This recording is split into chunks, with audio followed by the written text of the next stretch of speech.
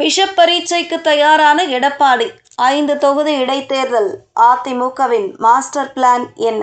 தமிழக அரசியலில் அடுத்த பெரிய அரசியல் சோதனையாக பார்க்கப்படும் 5 சட்டப்பேரவை தொகுதிகளுக்கான இடைத்தேர்தலை முன்னிட்டு அதிமுக தனது தேர்தல் பணிகளை வேகப்படுத்தியுள்ளது.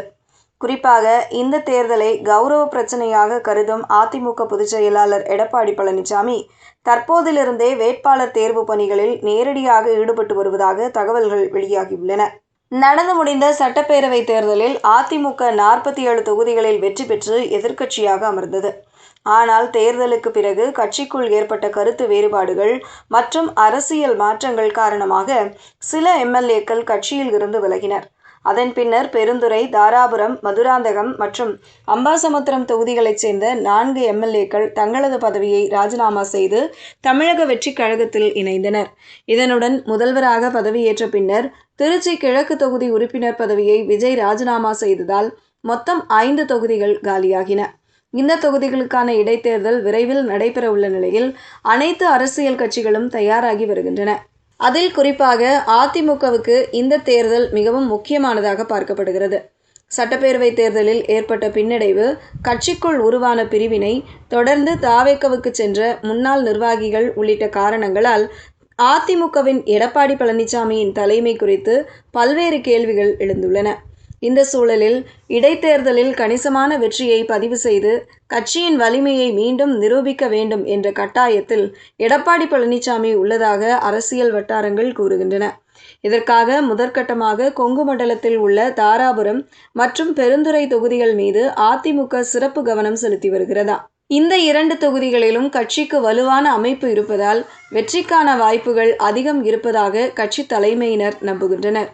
அதனால் அந்த பகுதிகளில் நன்கு அறிமுகமானவர்கள், பொருளாதார ரீதியாக வலுவானவர்கள், கட்சிக்குள் ஏற்றுக்கொள்ளப்படும் முகங்கள் என பல்வேறு அளவுகோல்களின் அடிப்படையில் வேட்பாளர்கள் பரிசீலிக்கப்பட்டு வருவதாக கூறப்படுகிறது. முதல் கட்டமாக 6 பேரின் பெயர்கள் பட்டியலிடப்பட்டுள்ளதாகவும் அவர்களிடம் கட்சி நிர்வாகிகள் ஆலோசனை நடத்தி வருவதாகவும் தகவல்கள் தெரிவிக்கின்றன. அதே நேரத்தில் திருச்சி கிழக்கு தொகுதிக்கும் வெற்றி வாய்ப்புள்ள வேட்பாளரை கண்டறியும் பணிகள் நடைபெற்று வருகின்றன. நகர்ப்புற வாக்காளர்கள் அதிகம் உள்ள இந்த தொகுதியில் புதிய முகமா அல்லது அனுபவம் வாய்ந்த தலைவரா என்பதில் இன்னும் இறுதி முடிவு எடுக்கப்படவில்லை என கூறப்படுகிறது. கூட்டணி அரசியலையும் அதிமுக கவனத்தில் எடுத்துள்ளது. கடந்த சட்டப்பேரவை தேர்தலின் போது மதுராந்தகம் தொகுதியை பாமக கேட்டதாக கூறப்படுகிறது. தற்போது அதிமுக சார்பில் மரகதம் குமாரவேலுக்கு வாய்ப்பு வழங்கப்பட்டதால் அந்த கோரிக்கை ஏற்கப்படவில்லை. ஆனால் தற்போதைய அரசியல் சூழலில் கூட்டணியை வலுப்படுத்தும் நோக்கில் மதுராந்தகம் தொகுதியை பாமகவுக்கும் அம்பாசமுத்திரம் தொகுதியை பாஜகவுக்கும் ஒதுக்கும் வாய்ப்பு இருப்பதாக அரசியல் வட்டாரங்களில் பேசப்படுகிறது. இதன் மூலம் கூட்டணி கட்சிகளை திருப்திப்படுத்துவதோடு இடைத்தேர்தலில் ஒருங்கிணைந்த எதிர்க்கட்சி வாக்குகளை பெறலாம் என அதிமுக கணக்கிட்டு வருவதாக கூறப்படுகிறது. வேட்பாளர் பட்டியல் இறுதி செய்யப்பட்டவுடன் அவர்களை உடனடியாக களத்தில் இறக்கி வீடுதோறும் பிரச்சாரம், வாக்காளர் சந்திப்பு, நிர்வாகிகள் ஆலோசனை கூட்டம் உள்ளிட்ட தேர்தல் பணிகளை தொடங்க எடப்பாடி பழனிசாமி திட்டமிட்டுள்ளதாக தகவல்கள் தெரிவிக்கின்றன. தமிழக அரசியலில் தற்போது ஆளுங்கட்சியான தாவேகாவும் எதிர்க்கட்சியான அதிமுகவும் நேரடியாக பல பரீட்சை நடத்தும் முதல் தேர்தலாக இந்த இடைத்தேர்தல் பார்க்கப்படுகிறது.